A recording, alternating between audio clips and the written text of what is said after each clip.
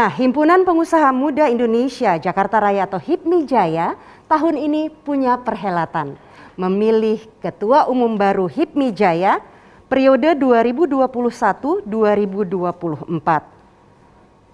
Nanti pemilihannya akan dilaksanakan pada Musyawarah Daerah ke-17 HIPMI Jaya tanggal 24 hingga 25 Maret 2021. Dan malam ini adalah acara puncak karena 3 calon Ketua Umum HIPMI Jaya akan adu gagasan dan strategi dalam acara debat calon Ketua Umum HIPMI Jaya.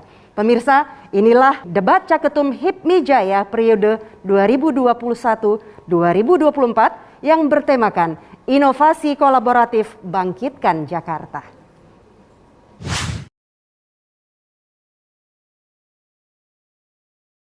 Tumbuh di keluarga pekerja keras membuat saya paham betul apa artinya proses.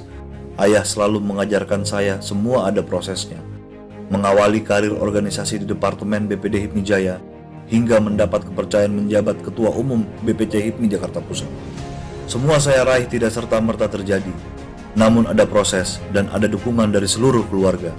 Membangun usaha sejak tahun 2009, saya memiliki tanggung jawab besar untuk 500 lebih karyawan saya di 6 perusahaan yang bergerak di bidang logistik dan konstruksi. Pasang surut dunia usaha adalah hal yang lumrah dan tidak sekali saya mengalaminya. Namun saya terus bangkit karena dukungan dari seluruh keluarga. Yang membuat saya kuat saat ini adalah keluarga HIPMI Jaya. Sendiri saya tidak akan sanggup, tapi bersama-sama saya yakin kita akan maju bersama, kita berkembang bersama. Bravo HIPMI Jaya, pengusaha pejuang, pejuang pengusaha. Saya Indra Rukman untuk HIPMI Jaya 1.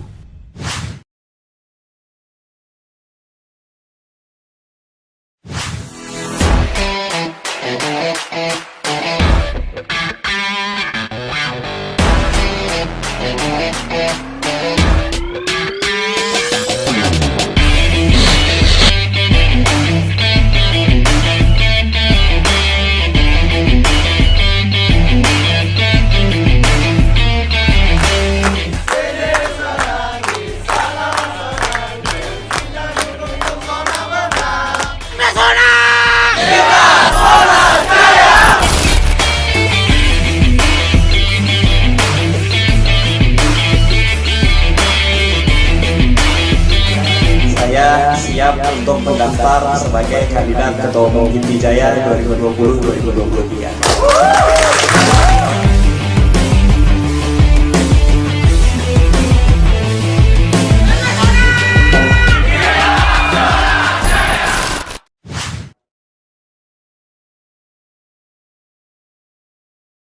Muhammad Alipudin adalah sosok pengusaha muda nasional yang telah aktif menjadi anggota Himpunan Pengusaha Muda Indonesia sejak tahun 2014 silam. Sejak usia muda, Alipudin adalah sosok yang aktif dalam berbagai organisasi dan bahkan sudah dipercaya sebagai fungsionaris bidang organisasi di BPP HIPMI membantu kepengurusan Ketua Umum Bahlil Lahadalia. Ia adalah CEO Tembesi Construction di bawah bendera PT Tembesi Bangun Perkasa, Komisaris PT Abirama Interior, dan Direktur PT Berkah Jaya Agung. Sosoknya sebagai pengusaha muda nasional tentunya telah melahirkan banyak lapangan pekerjaan serta membantu berputarnya roda perekonomian masyarakat. Sebagai seorang kader yang telah tumbuh dan belajar dari bawah, semakin menambahkan dedikasinya untuk dapat berkontribusi bagi HIPMI yang lebih baik lagi. Sebagai seorang yang telah aktif di berbagai organisasi sejak muda, menjadikan bekal penting mengapa Alipudin adalah sosok yang mampu membawa HIPMI Jaya menuju era keemasannya. Berkomitmen untuk bekerja membesarkan HIPMI Jaya dengan sepenuh hati, Alipudin memiliki visi besar untuk menjadikan HIPMI Jaya yang maju, kuat, modern, dan bahagia anggotanya. Dengan memiliki 6 visi, yaitu pertama, membangun kemitraan strategis dunia usaha dengan pemerintah, khususnya di DKI Jakarta. Kedua, mendorong dana abadi untuk kemandirian organisasi. Ketiga, mendorong pemanfaatan digitalisasi dalam HIPMI Jaya. Keempat, membuat pelatihan dan kaderisasi untuk anggota HIPMI Jaya. Kelima, mendorong HIPMI Jaya untuk aktif dalam pergaulan lintas organisasi. Dan keenam, mendorong pemberdayaan kader perempuan untuk turut aktif dalam membangun organisasi. Ibu kota memang boleh berpindah, tapi Jakarta akan tetap menjadi kota megapolitan sebagai pusat bisnis dan perdagangan, serta poros perekonomian di Indonesia. Oleh karena itu, HIPMI Jaya haruslah membawa gagasan perjuangan, kemajuan, dan kemandirian. Mari bergabung dengan arus besar perubahan untuk BPD HIPMI Jaya. Muhammad Alipudin untuk BPD HIPMI Jaya 2021-2024.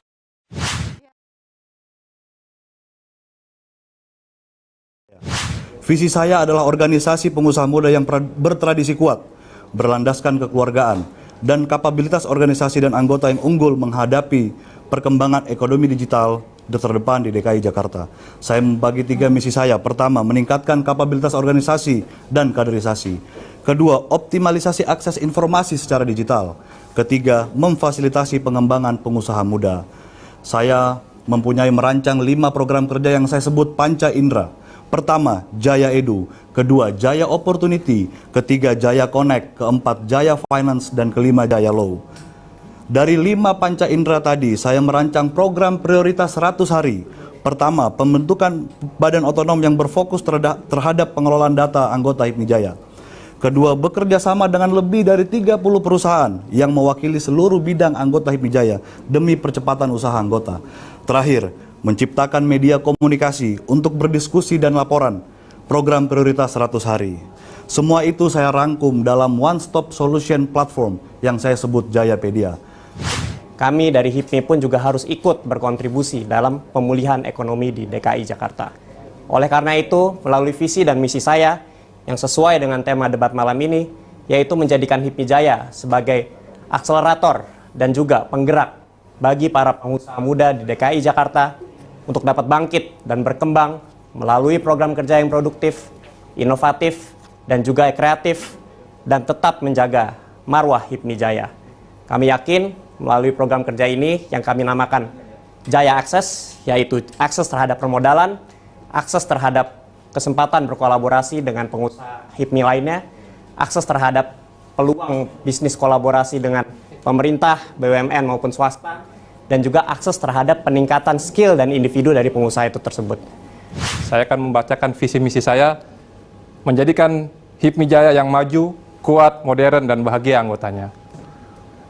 Misi saya membangun komitmen yang strategis dengan dunia usaha dengan pemerintah, mendorong dana abadi untuk kemandirian organisasi, mendorong pemanfaatan digitalisasi dalam HIPMI Jaya, membuat pelatihan dan kaderisasi di era new normal, mendorong HIPMI Jaya untuk aktif di lintas organisasi, mendorong pemberdayaan kader perempuan, dan 30% dalam kepengurusan.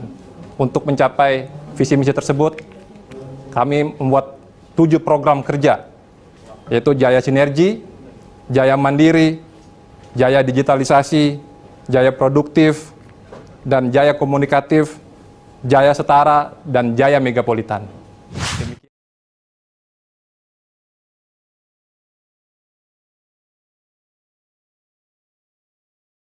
Pertanyaan dari panelis Dr. Anggawira buat Mas Sona. Per 31 Desember 2020 lalu, akibat pandemi COVID-19, DKI mencatatkan pendapatan asli daerah atau PAD sebesar 31,2 triliun dari target 32,4 triliun. PAD DKI Jakarta juga tidak mencapai target pada tahun sebelumnya lagi, yaitu 2019, yakni sebesar 62,3 triliun atau hanya sebesar 83,07%. Artinya, masalah perekonomian di DKI Jakarta bukan hanya karena COVID, tapi juga ada masalah lainnya yang sistemik. Pertanyaannya, bagaimana strategi yang akan Anda lakukan sebagai Ketua Umum HIPMI Jaya untuk membantu pemerintah DKI dalam meningkatkan PAD? Waktu Anda menjawab diberikan 2 menit. Dimulai dari sekarang. Ya. Terima kasih WKU Anggawira untuk pertanyaannya. Kalau kita berbicara tentang PAD dan penurunan PAD sendiri, itu memang diakibatkan oleh turunnya pendapatan dan penerimaan pajak. Penerimaan pajak pun turun dikarenakan tingkat konsumsi dari masyarakat dan juga aktivitas bisnis sendiri juga menurun di masa pandemi ini. Seperti kita tahu bahwa adanya PSBB, lalu pembatasan jam operasional, lalu beberapa perusahaan atau bisnis yang tutup membuat daya beli dan jual beli aktivitas transaksi di masyarakat juga menurun. Sehingga itu membuat PAD sendiri itu juga turun.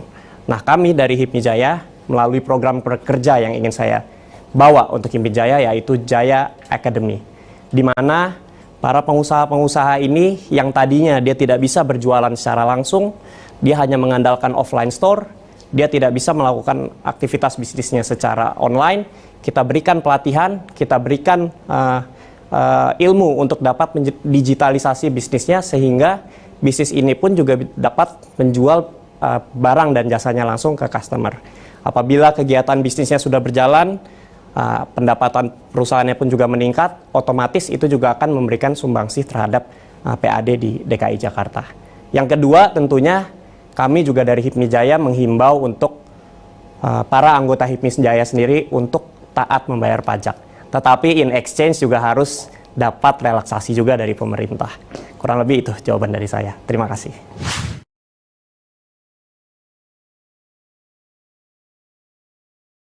Nomor 2, pertanyaan untuk Mas Alipudin. Nomor 2 adalah pertanyaan dari panelis Ibu Sri Haryati.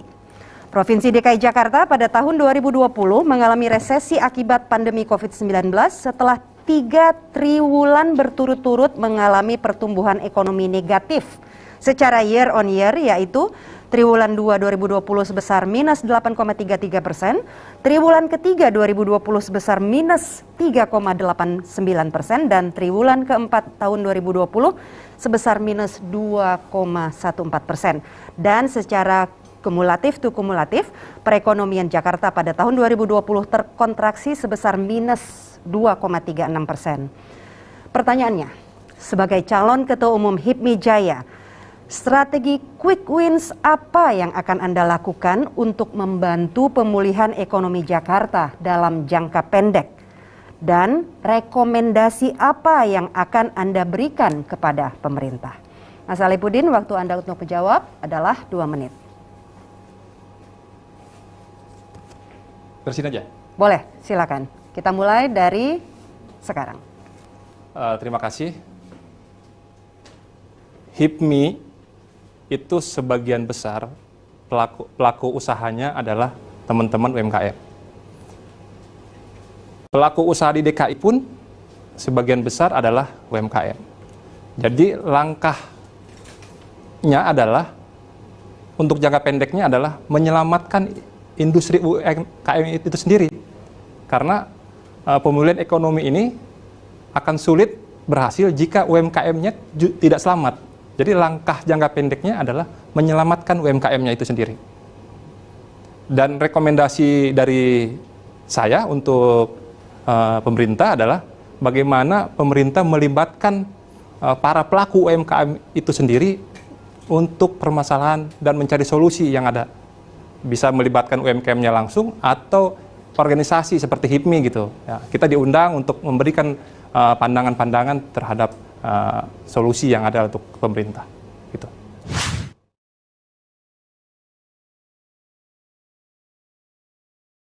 Ini pertanyaan sisa ya buat Mas Indra, pertanyaan nomor 3 dari panelis ketiga Doni Oskaria.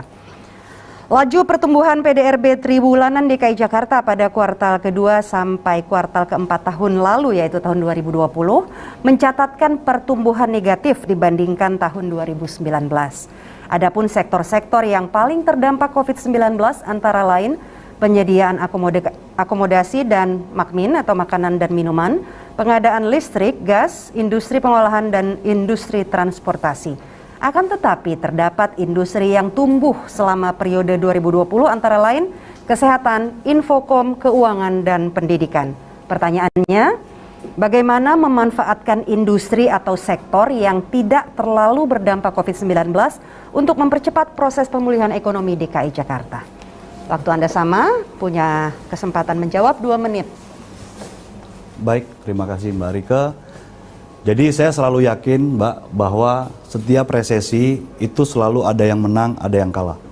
Tahun 98 ketika perusahaan-perusahaan besar itu kalah, terkena resesi, UMKM menjadi tulang punggung perekonomian kita untuk kembali rebound, bangkit dalam keadaan yang resesi.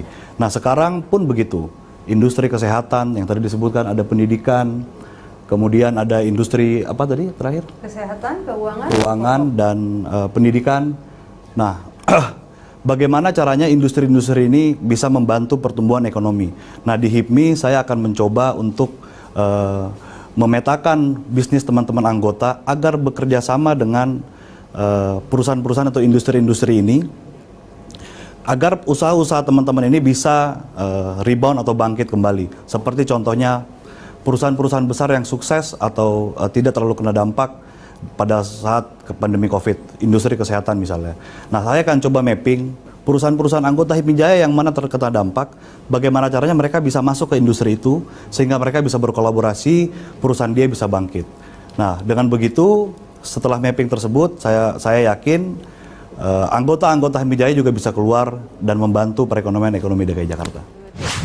Halo, saya Egit Hapsari, host dari Selasa Bersama HIPMI. Saya ucapkan selamat kepada HIPMI Jaya atas penyelenggaraan Musyawarah Daerah ke-17 HIPMI Jaya pada tanggal 25 Maret 2021, dan saya juga berharap semoga siapapun Ketua Umum HIPMI Jaya yang terpilih nanti dapat membawa perubahan yang lebih progresif, lebih baik, dan juga berkontribusi lebih banyak kepada kemajuan ekonomi Indonesia. Siang teman-teman, saya Rizky Gian, HIPMI Jakarta Barat. Jangan lupa ya tanggal 25 datang buat teman-teman HIPMI Musda di Tribrata. Halo teman-teman, saya Felicia Wikastari dari BPP Bidang 9 HIPMI. Juga jangan lupa ya, nanti kita ikutan Musda Jaya tanggal 25 Maret 2021. Terima kasih, sampai ketemu di acara.